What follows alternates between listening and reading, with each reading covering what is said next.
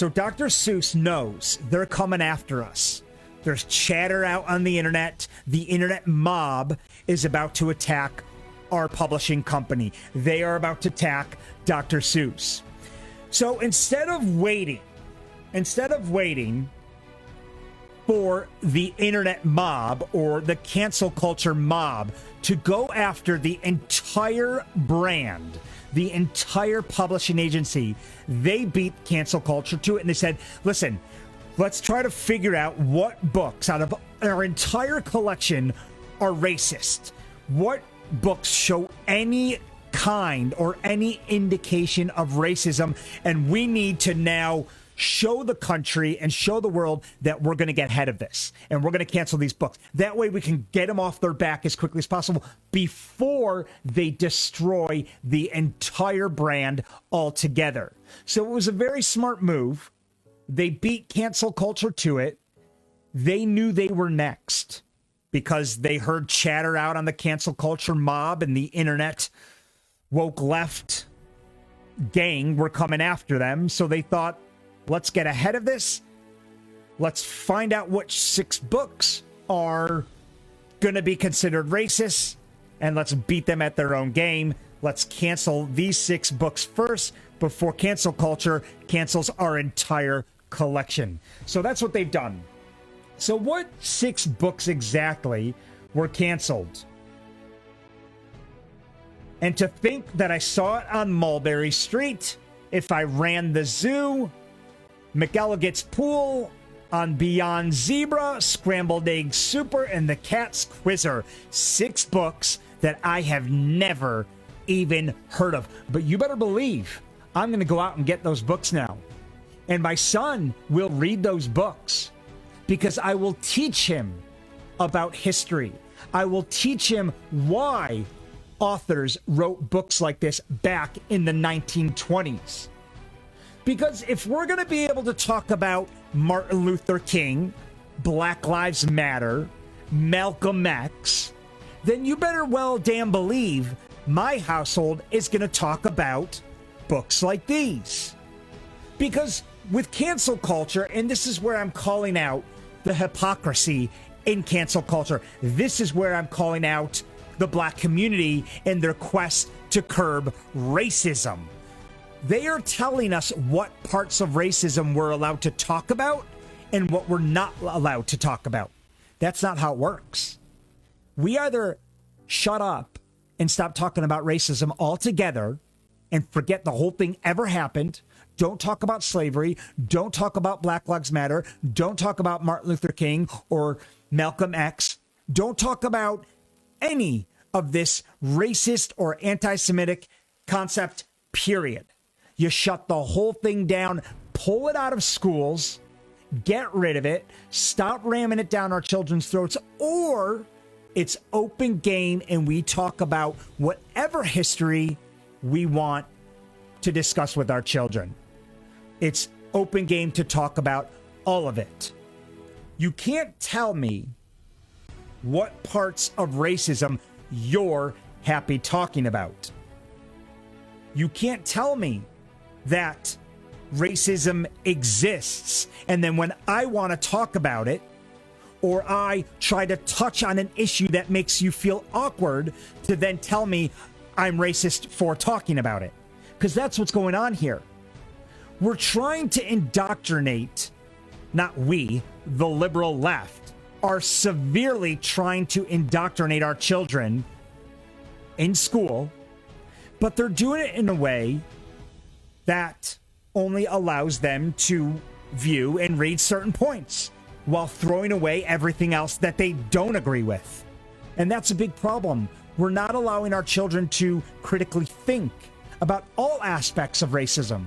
We're only telling them to look at the parts that the left want to control in order or according to its agenda. That's the route we are now headed, and it's a very dangerous route. So Dr. Seuss has canceled 6 books. Exactly why have they canceled these 6 books? 6 books, by the way, that I've never even heard of. I've never heard of these 6 books. I never even knew they existed, but now the whole world thinks Dr. Seuss is now racist because he wrote about books that happened to be written based on events back in the 1920s. You don't see anybody canceling Anne Frank, a book written during the Jewish Holocaust. You don't see people canceling World War II or World War I books. You don't see them canceling history because certain minorities were attacked. You don't see them canceling Pearl Harbor. You don't see every event where we bombed and destroyed a minority group. You don't see us canceling that. It only seems to be that we're focusing on one very small group of people, the black community. Why? Why do we continue to focus on this community? We now have Biden considering reparations for any black person who has ties to slavery. We're now going to start giving them money. Why is it only the black community that we are bowing down to? Why aren't we discussing racism within the Asian community, the Hispanic community, and every other minority out there? Why not the white community? In South Africa, white people are the minority, and black people in South Africa are very racist towards white people. No, I'm not making this up. I've lived abroad. I've spoken with South Africans. I've listened to their stories. South Africa is very heavily racist towards white people, yet we don't hear them crying about it every single day. That's just the way of being a minority amongst a larger demographic. And the reason they don't want to talk about it is because they don't want it to continue to take over their lives. So there's a ton of minorities out there, but we only continue to focus on the black community. And we have to do it in a way where we're constantly walking on eggshells. 1 minute we're told to talk about it, the minute we're told not to talk about it. We can only teach children certain parts of racism while throwing out the rest. BLM can be rammed down their throat, but Dr. Seuss gets stripped away. Dr. Seuss has a lot of valuable lessons to be taught, especially in these 6 books that were just canceled.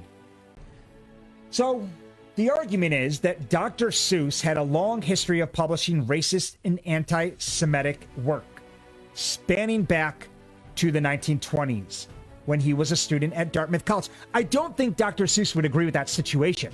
I don't think back in the 1920s, 30s, 40s, I don't think anybody would agree with that situation.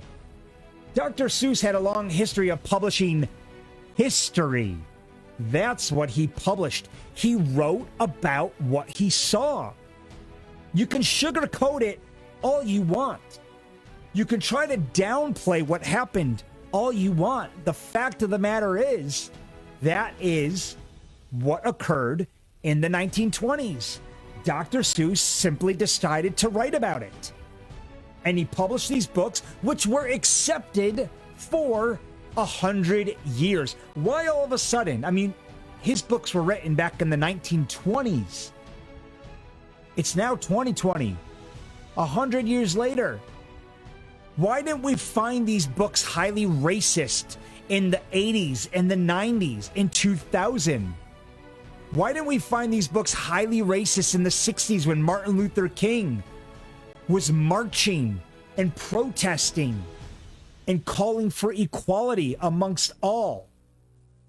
Why are we only hearing about it now? It's because cancel culture are looking for victims, and they're looking for problems that were never even there. That is the issue that we face here in America today.